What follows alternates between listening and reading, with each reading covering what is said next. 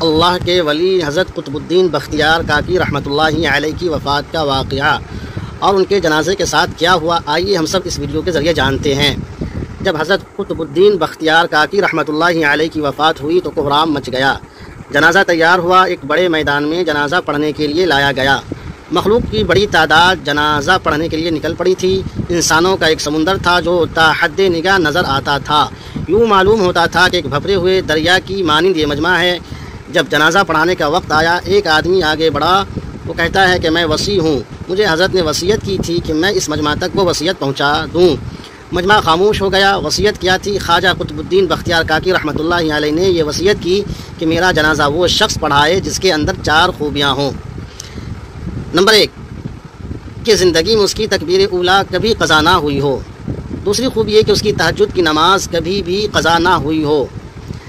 تیسری خوبی یہ کہ اس نے